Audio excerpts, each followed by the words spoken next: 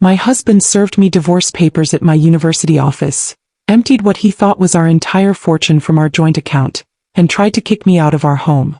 He thought he was a financial mastermind outsmarting his quiet academic wife. He had no idea the account he emptied was a decoy I set up a year ago containing less than 5% of our real wealth, and that he was about to be legally evicted from a house that has always been and will always be mine. Before I begin, I just want to say thank you for taking the time to hear my story. If you're comfortable, let me know where you're listening from and what time it is where you are. Now let me tell you my story. My name is Dr. Alana Maxwell. For 20 years, I have been a professor of applied mathematics at Northwestern University. My world is one of elegant proofs, of complex algorithms, of finding the hidden patterns that govern the chaos of the universe. I am a woman who believes that every problem, no matter how intractable it may seem, has a logical, provable solution. It is a worldview that has served me well in my academic life. It is a worldview I have for the past year been forced to apply to the chaotic, illogical, and deeply painful problem of my own marriage. My husband, Damien, is a man who deals not in proofs but in perceptions. He runs what he grandly calls a private equity firm, a title that suggests a world of high-stakes deals and brilliant financial maneuvering. In reality, his firm is a small two-room office in the Loop, and its primary and only investor is me. For 2 decades, I have been the quiet, invisible engine of our considerable wealth. While I taught classes and wrote papers, I spent my evenings and weekends in a world he could not comprehend. I built algorithmic trading models. I analyzed market trends with the same dispassionate intensity one applied to a differential equation. I took my inheritance from my parents, a modest but significant sum, and through a series of quiet, disciplined, and highly successful investments, I grew it into a formidable fortune. Damien, who could not tell a stock from a bond, was the beneficiary of this work. He was the handsome, charismatic face of our success. He wore the tailored suits, he drove the German sports car, he took the meetings at the expensive steakhouses. He took the credit. And he was deeply, condescendingly dismissive of the source of it all. He referred to my complex, data-driven investment strategy, the very work that funded his entire existence, as my little hobby. "It's cute, Alana," he would say with a patronizing smile. "Keeps your mind sharp." He saw me as a naive academic, a woman who got lucky in the market, a simpleton whose hobby had accidentally struck gold. He had no idea that I was not lucky. I was a grandmaster playing a game of chess he didn't even know he was a pawn in. A mathematician sees the world in data points. We look for patterns, for deviations from the norm, for the subtle signals that indicate a fundamental shift in the system. For the past year, my marriage has been providing me with a steady stream of new and deeply alarming data. The first data point was the phone calls. Damien, a man who had always been an open book, suddenly began taking his calls in another room, his voice a low, secretive murmur. When I would enter, he would end the call abruptly.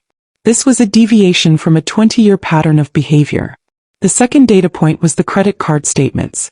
I have always managed our finances, a task Damien was happy to delegate. A new series of charges began to appear. Expensive dinners for 2 at restaurants I had never been to, receipts from a high-end lingerie boutique, a recurring charge for a flower delivery service to an address in the Gold Coast that was not our own. The third data point was olfactory. A new, unfamiliar perfume, a cloyingly sweet scent of gardenia and something musky, began to cling to his clothes, to the interior of his car. It was the scent of a woman who was not me. I did what any good mathematician would do. I did not confront the problem with emotion. I began to collect and analyze the data. I cross-referenced the dates of the secret phone calls with the dates of the restaurant charges.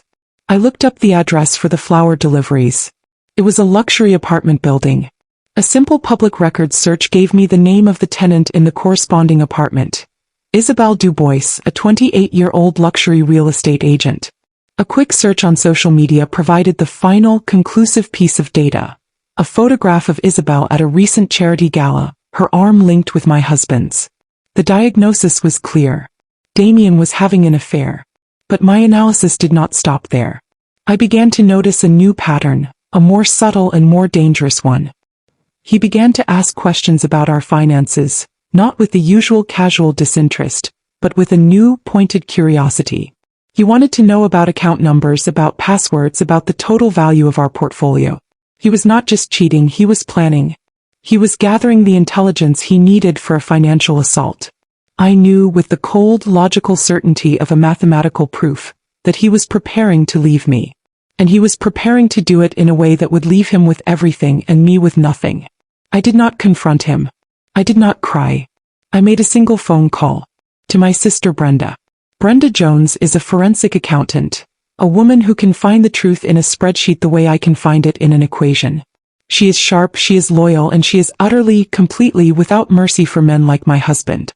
I went to her office. I did not present her with a story of a broken heart. I presented her with a file. A file containing the phone records, the credit card statements, the public record searches. I have a problem, Bren, I said, sliding the file across her desk. And I believe I have a proof. I need you to check my math. She reviewed the data, her expression growing colder, harder with every page. When she was finished, she looked up at me, her eyes blazing with a fierce, protective fire. "Oh, your math is perfect, Alana," she said. "This man is a walking, talking liability. And I think it's time we started structuring a hedge against him." The plan we devised in Brenda's office that day was not one of emotional confrontation. It was a plan of pure, cold, and beautiful financial logic. It was a mathematical trap, designed to use Damien's own arrogance and ignorance against him.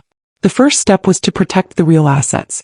4 years, our fortune, the millions I had built from my inheritance and my investing, had been held in a series of joint brokerage and investment accounts. These were the accounts Damien believed he was the master of, the accounts he was currently gathering the intelligence to raid.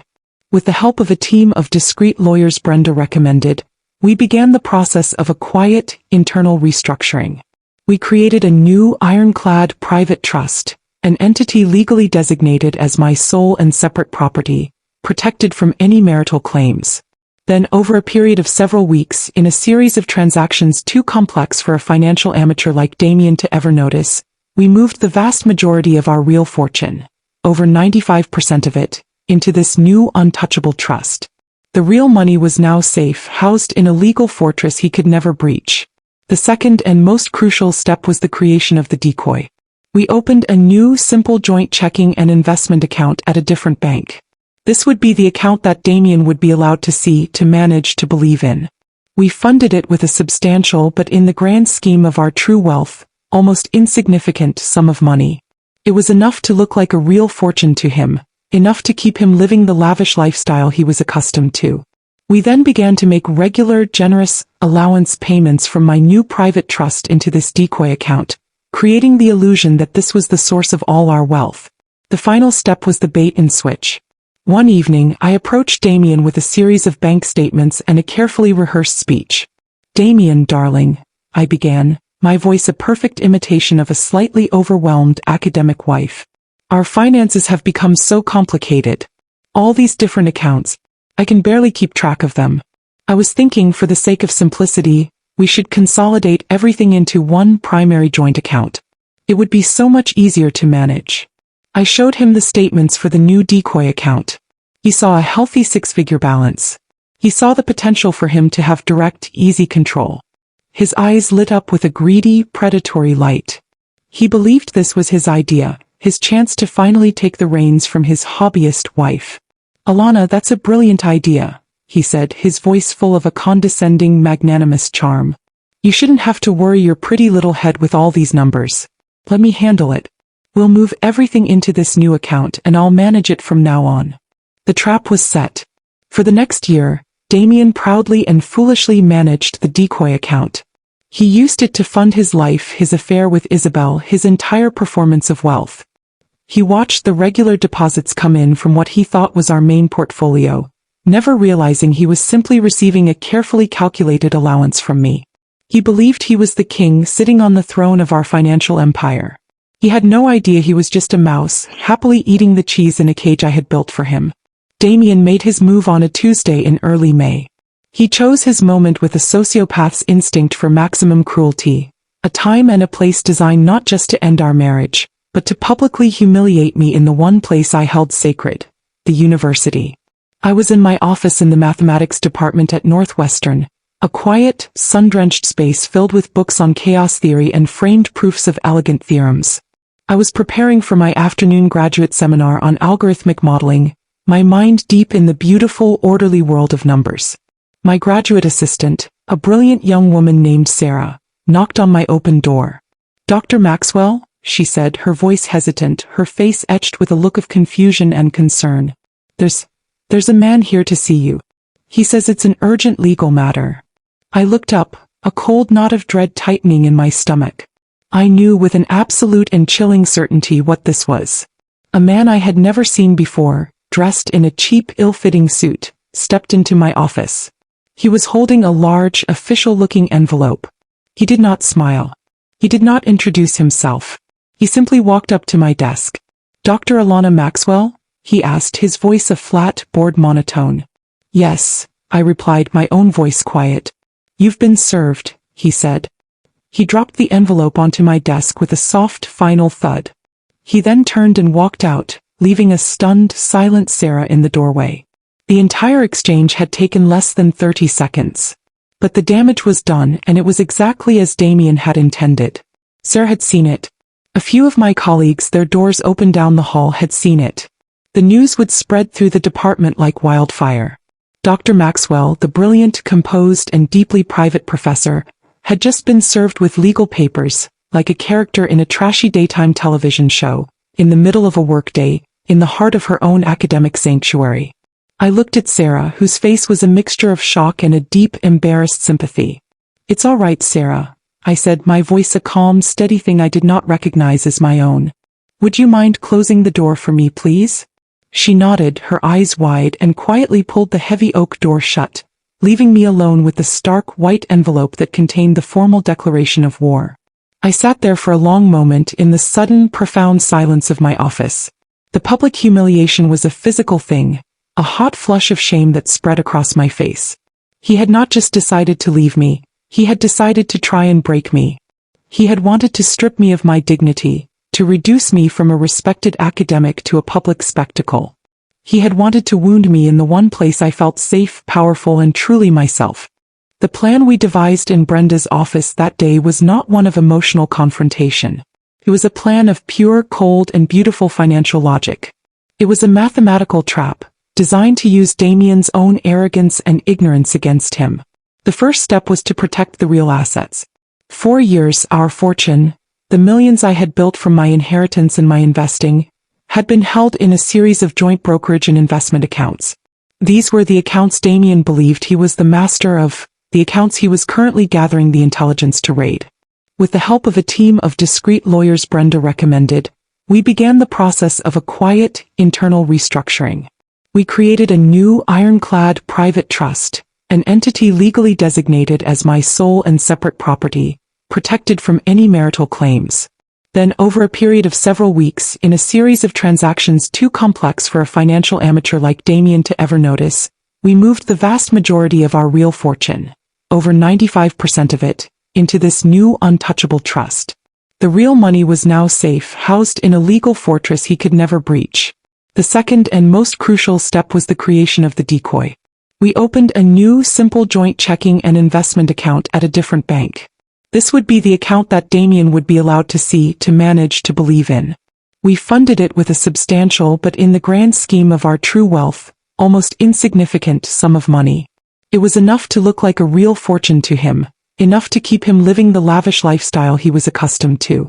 We then began to make regular, generous allowance payments from my new private trust into this decoy account, creating the illusion that this was the source of all our wealth. The final step was the bait and switch. One evening, I approached Damien with a series of bank statements and a carefully rehearsed speech.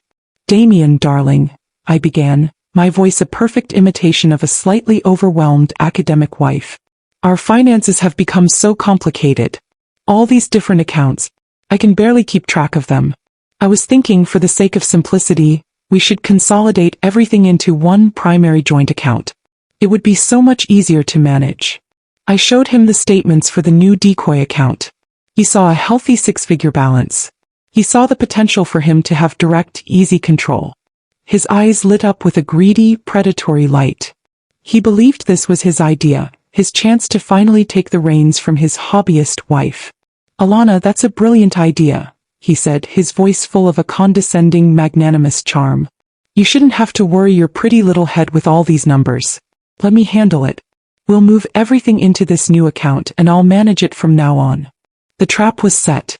For the next year, Damien proudly and foolishly managed the decoy account. He used it to fund his life, his affair with Isabel, his entire performance of wealth. He watched the regular deposits come in from what he thought was our main portfolio, never realizing he was simply receiving a carefully calculated allowance from me. He believed he was the king sitting on the throne of our financial empire.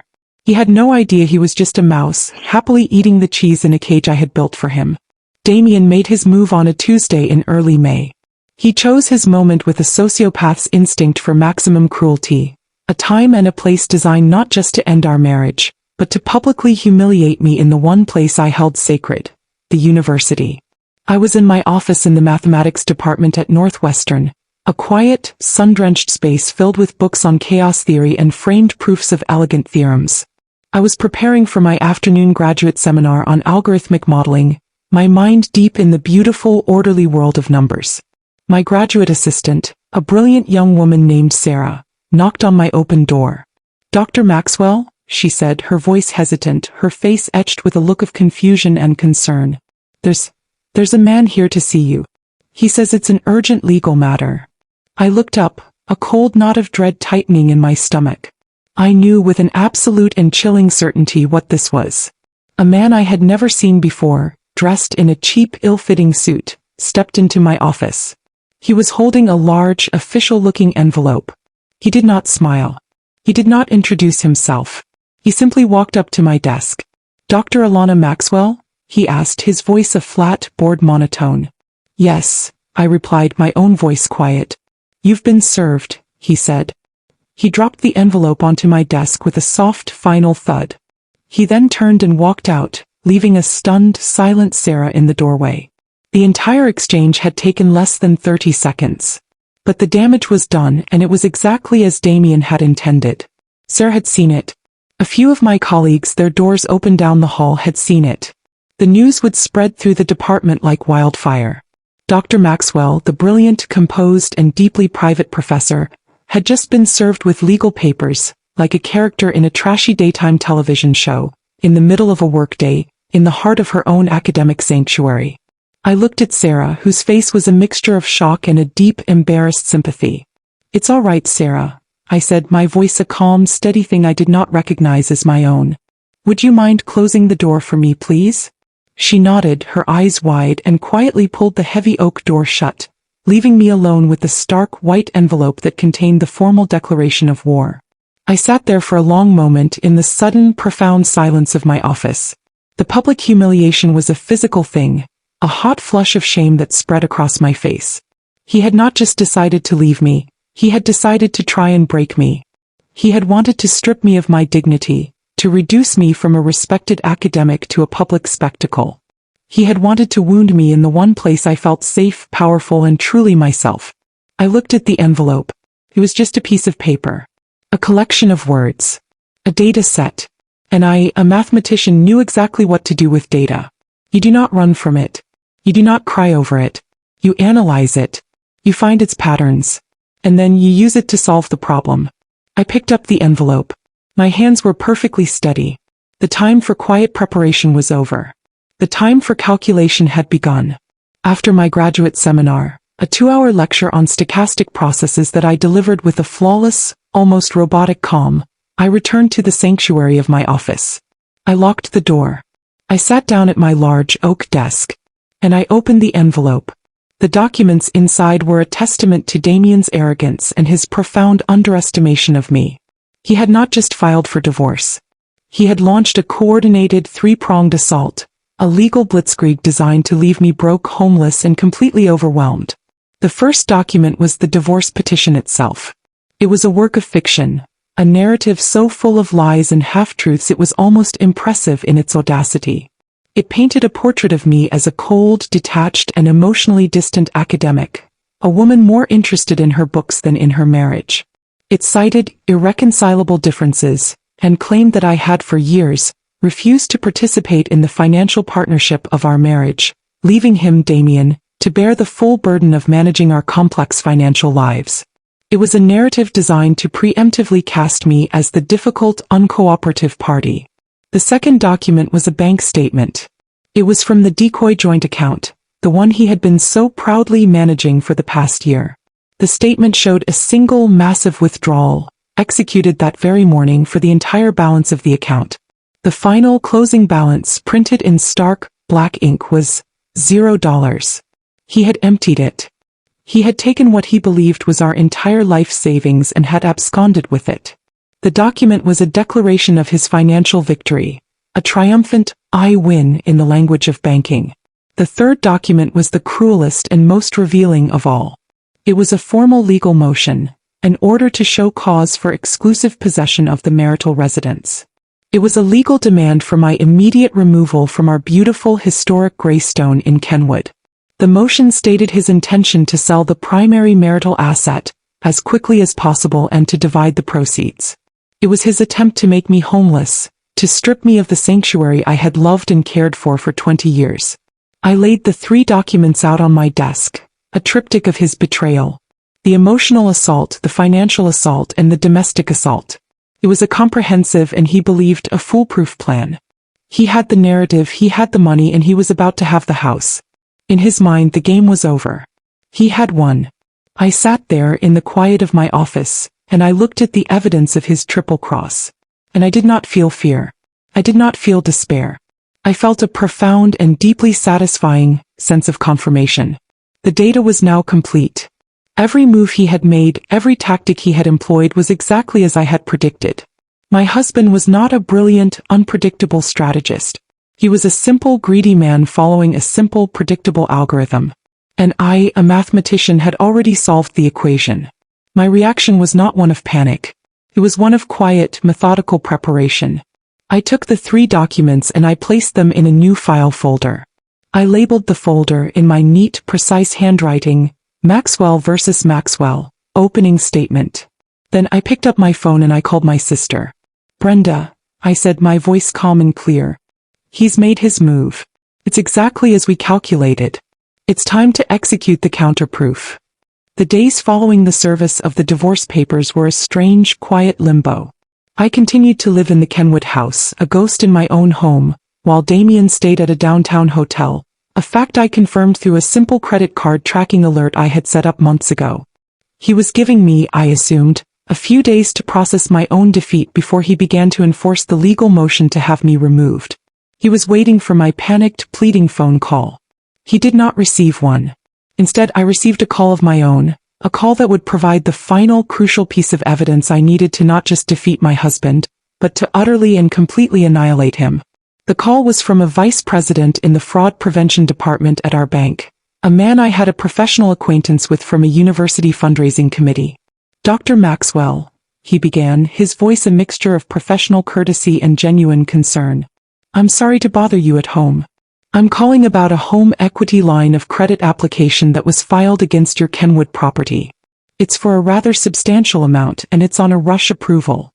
I just wanted to personally verify the details with you before we proceed." I felt a jolt, a surge of adrenaline that was almost electric. A home equity line of credit?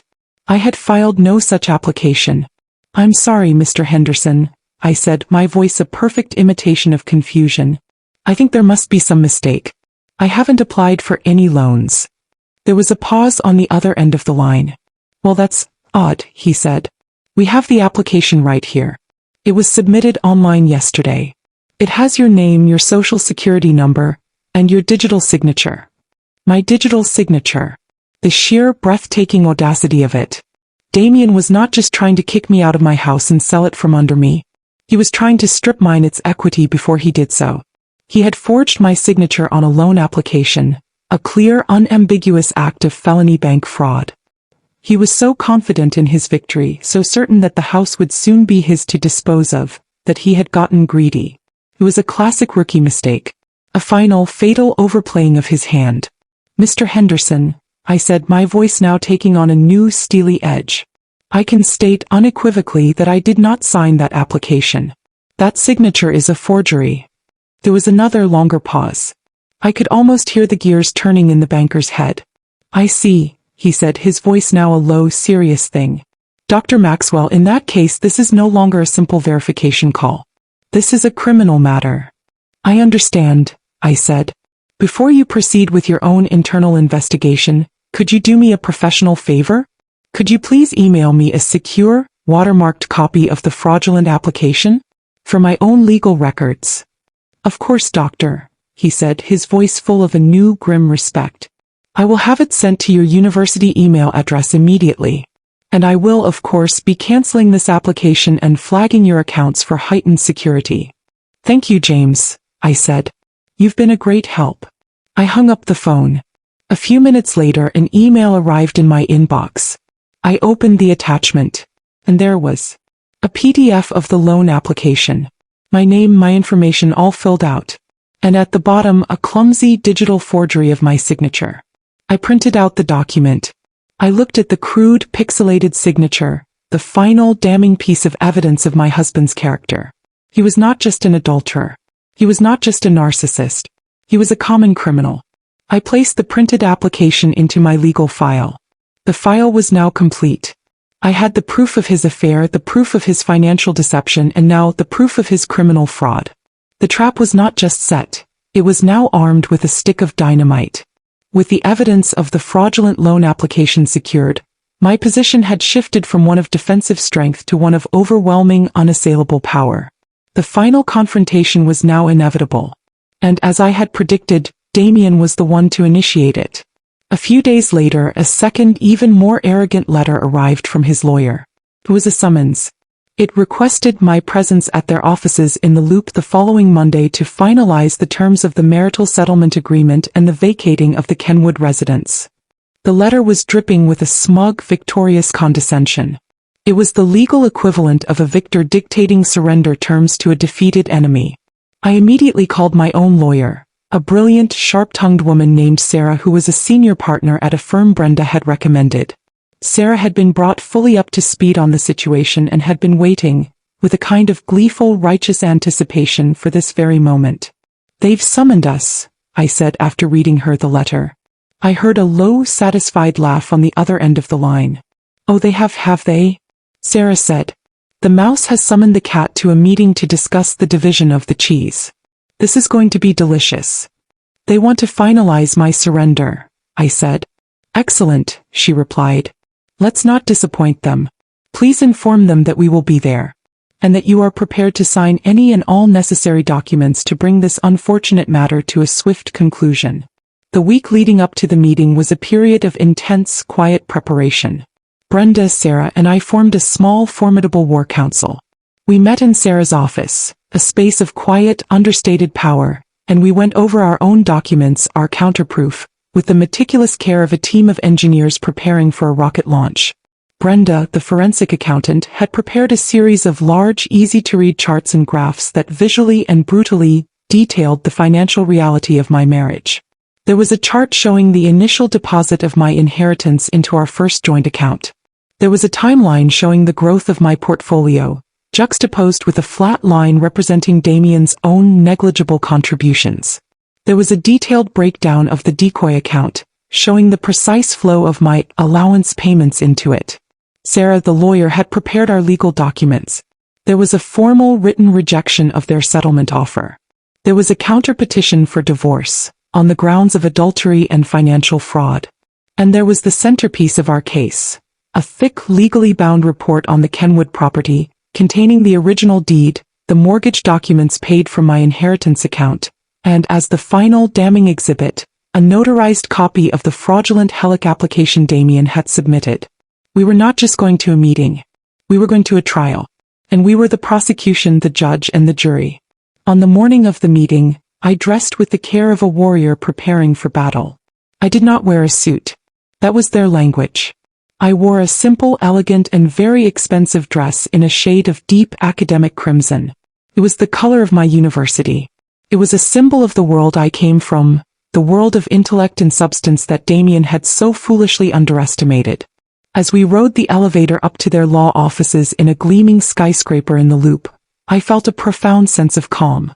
The fear, the hurt, the humiliation, it was all gone. All that remained was a cold, clear, and absolute sense of purpose.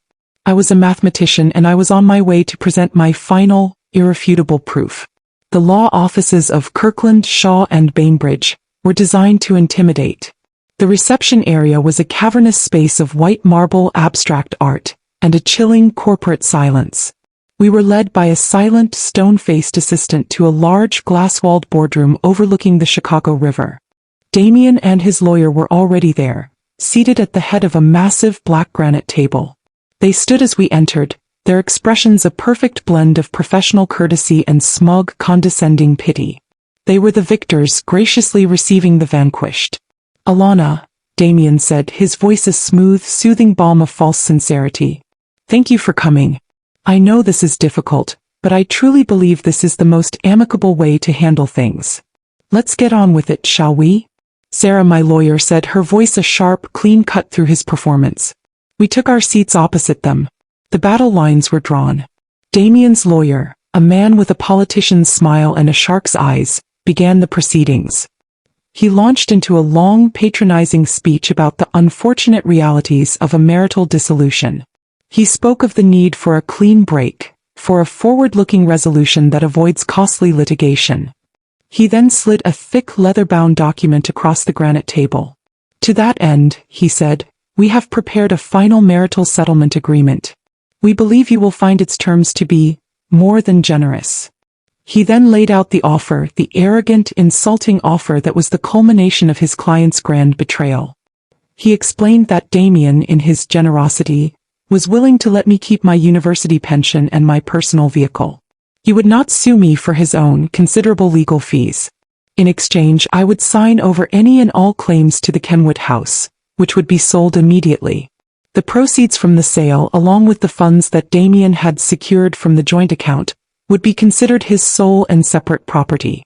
It was an offer of total, unconditional surrender. He was offering to let me walk away with the scraps while he took the feast. He was leaving me, a 46-year-old woman, with nothing but my salary and a used car, while he, the man who had contributed nothing, walked away with a multi-million-dollar fortune. He and his lawyer sat back, their faces expectant. They believed they had me cornered. They believed I was broke, that my only asset was a house I was about to be legally removed from. They believed I had no choice but to sign. I looked at the document. I looked at my husband's smug, confident face. And I felt a profound and deeply satisfying sense of pity for him. He was a man playing checkers, so proud of his next move, with no idea that he was sitting at a chessboard and that he was already in checkmate. Sarah, my lawyer, let the insulting offer hang in the silent, sterile air of the boardroom for a long, pregnant moment. She did not look at the document. She simply looked at Damien's lawyer with an expression of mild academic curiosity, as if he were a particularly interesting but flawed specimen under a microscope. "That is a fascinating proposal, Mr. Bainbridge," she said, her voice a smooth, dangerous purr. "It is bold. It is ambitious. And it is based on a catastrophic miscalculation of fact. So, before my client even considers signing this work of fiction, we have a few points of clarification we'd like to present." She reached into her own identical leather-bound briefcase and pulled out our first document. It was not a legal filing. It was a simple, professionally prepared financial statement, bound in a clear plastic cover. She slid it across the table. "This," she announced, "is a full, certified accounting of the joint investment account that your client, Mr. Maxwell, so hastily emptied last week." Damien's lawyer picked it up, a look of confusion on his face. Damien himself leaned in, his expression one of smug satisfaction. He thought this was a document that would prove his own cleverness. The first page was a simple summary. It showed the date the account was opened, just over a year ago. It showed the initial single deposit that had funded it. And then it showed a 12-month history of subsequent deposits. They were regular, monthly, and all for the same substantial amount. "As you can see," Sarah continued, her voice a calm, relentless narrative, "that account was not, as your client seems to believe, the repository of a lifetime of marital assets. It was, in fact, a relatively new account funded by a series of regular traceable wire transfers." She then produced a second document, a set of certified bank records. "And these records," she said, sliding them across the table, "show the source of those transfers. They all originated from a single private and legally protected trust. A trust that is in my client's name alone. The color began to drain from Damien's face. The confident, predatory gleam in his eyes was replaced by a flicker of dawning, horrified confusion. The account your client emptied, Sarah concluded, her voice as sharp and clean as a scalpel, was not the family fortune. It was for all intents and purposes an allowance account. A decoy. A very generous one, I might add. But a decoy nonetheless. The sum your client so triumphantly secured represents less than 5% of the actual marital estate. The silence in the room was absolute. Damien was staring at the documents, his face a mask of disbelief. He looked like a man who thought he had just pulled off the heist of the century, only to discover that the vault he had cracked was full of monopoly money. The first reveal was complete. And the look on his face was a thing of pure poetic justice. Damien's lawyer, a man clearly unaccustomed to being so completely and thoroughly outmaneuvered, was sputtering. A decoy account? This is absurd. This is a clear case of financial misrepresentation on your client's part. On the contrary, Sarah replied smoothly, it is a case of prudent asset management. My client, seeing the shall we say volatility in her husband's recent behavior, simply chose to restructure her personal assets to protect them from risk. A decision that, I believe, has just been proven to be remarkably prescient. She then reached into her briefcase again. Which brings us, she said, her voice now a low, triumphant purr, to the matter of the actual fortune. She pulled out a second, much thicker financial portfolio. This one was bound in a handsome dark blue leather. She placed it on the table with a quiet, definitive thud. This, she announced, is the certified, end-of-quarter statement for the Alana Maxwell Private Trust. The repository for the other 95% of the assets. She opened the portfolio to the summary page and turned it around for them to see. The number at the bottom of the page was a testament to 20 years of quiet mathematical genius. It was a staggering 8-figure sum, a fortune so vast it made the money in the decoy account look like pocket change. Damien stared at the number, his face a ghastly, chalky white. He looked as if he had been physically struck. The man who had for 2 decades condescendingly referred to my life's work as a little hobby was now being confronted with the undeniable multi-million-dollar proof of my brilliance. He was not the financial mastermind. He was not the rainmaker. He was a fraud. A parasite who had been living off the labor of a woman whose intellect he could not even begin to comprehend. The silence in the room stretched for a full minute. Damien's lawyer was speechless, his own arrogant case now a smoking ruin. Damien himself looked like a man who was drowning, the water of his own lies closing over his head. He had been so sure of his victory, so confident in his own superiority. And in the space of 5 minutes he had been revealed as a fool, a dupe, a man who had been outplayed in a game he didn't even know he was losing. The second reveal was complete. The true fortune had been unveiled. And the look on my husband's face, a look of pure, unadulterated and impotent rage, was the first deeply satisfying return on my 20-year investment in myself. The revelation of the true fortune, and of his own profound and catastrophic foolishness, did not humble Damien. It enraged him. His shock and humiliation curdled in an instant into a pure, spiteful and deeply ugly cruelty. He had been exposed as a fool, and now, like a cornered animal, he was going to lash out with every petty venomous weapon he had left. He pushed the financial portfolio away from him as if it were contaminated.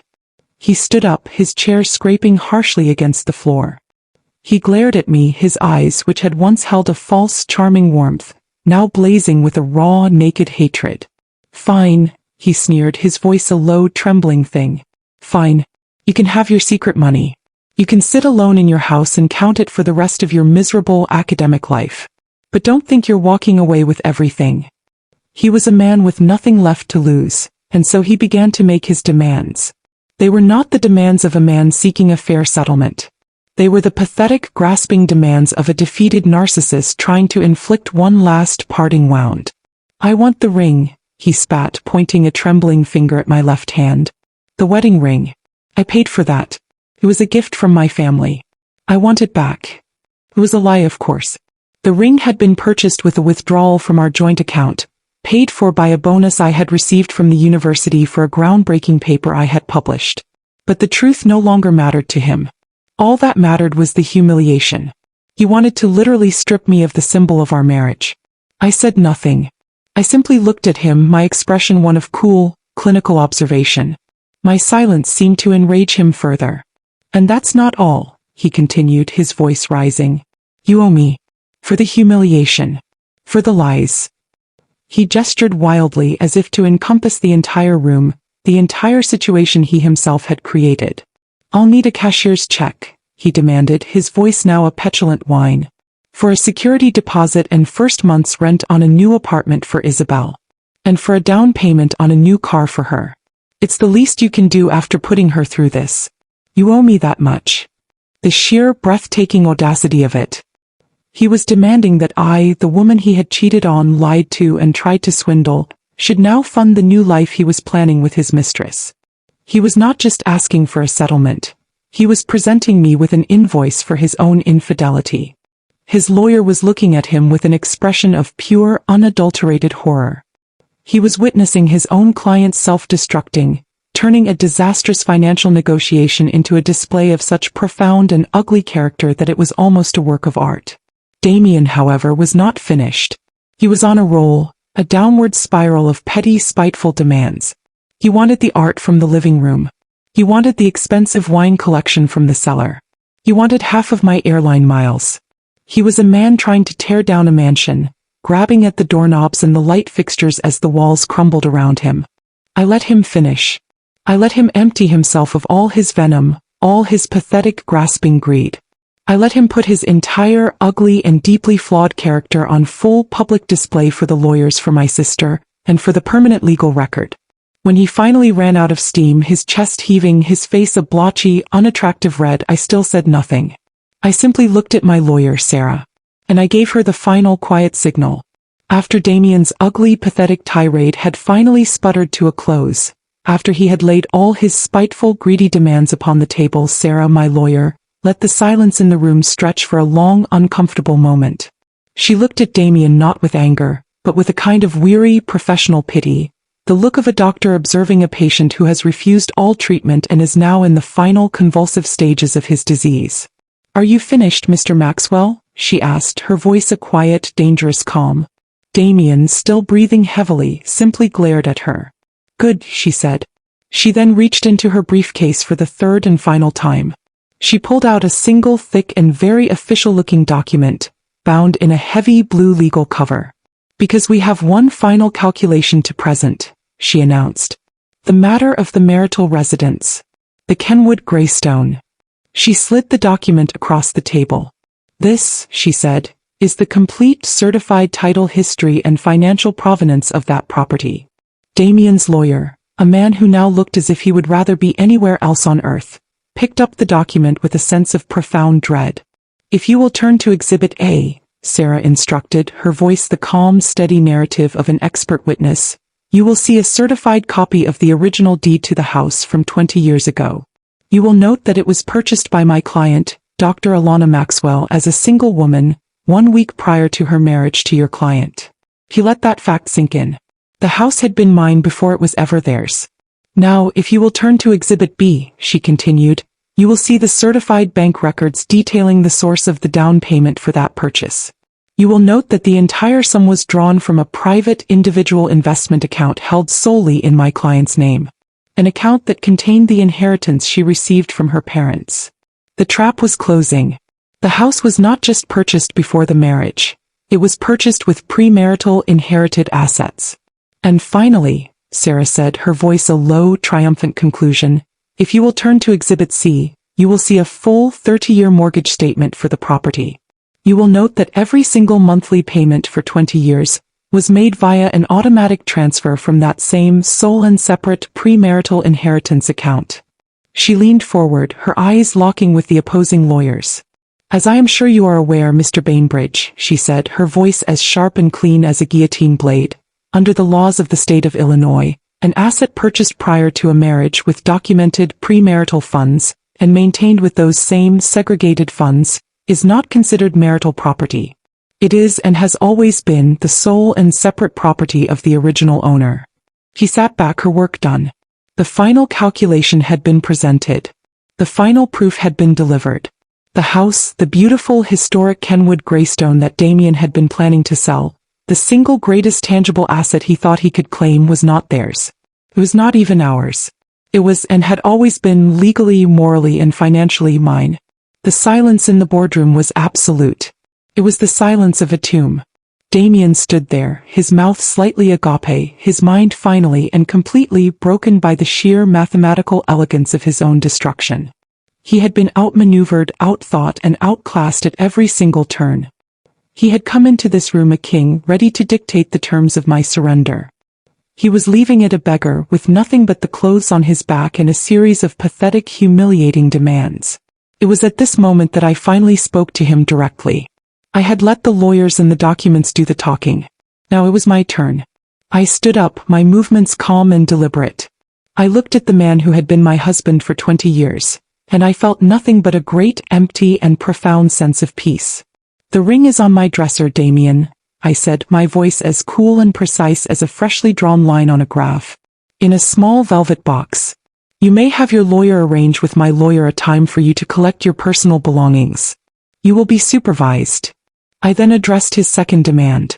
"As for the security deposit for your mistress's new life," I continued, my voice devoid of all emotion, "I will not be providing it. Your arrangements are no longer my financial concern." I paused, letting my words settle. And then I delivered the final devastating conclusion to my proof. "I will not be needing a security deposit myself," I said, looking him directly in the eye, "as I will not be moving. The Kenwood house, as my lawyer has so clearly established, is my sole and separate property. It is my home." I let that sink in. "However," I added, my voice a quiet, final judgment, "you will be. As you are no longer my husband and you have no legal claim to my property, you are now technically trespassing." I looked at my watch, a simple, elegant timepiece. "I am a reasonable woman," I said. "I will give you 30 days to vacate my house. If you are not gone by the 1st of next month, I will have you legally removed. I believe the term is eviction." And that was it. The final, quiet, and utterly devastating checkmate. He had tried to kick me out of my own home, and he had ended up being legally evicted himself. I gathered my handbag. My sister, Brenda, who had been sitting silently beside me, a small, triumphant smile on her face, stood with me. "It was a pleasure doing business with you, gentlemen," Sarah, my lawyer, said to the two stunned men on the other side of the table. We walked out of the boardroom. We did not look back. We left Damien standing in the wreckage of his own life, a man who had been so thoroughly, so completely, and so intellectually defeated that he had nothing left. He was a king with no castle, no fortune, and no future. As we rode the elevator down, Brenda put her arm around my shoulder. "So," she said, a wicked gleam in her eye, "what's the first thing you're going to do with your new, single, and very, very rich life?" I looked out at the Chicago skyline, at the endless, beautiful patterns of the city. "I think," I said, a small, genuine smile finally touching my lips, "I'm going to go home, make a cup of tea, and solve a few unsolved problems in theoretical mathematics. For fun." I was free. And for the first time in a very long time, my life felt like an elegant, beautiful, and perfectly solved equation.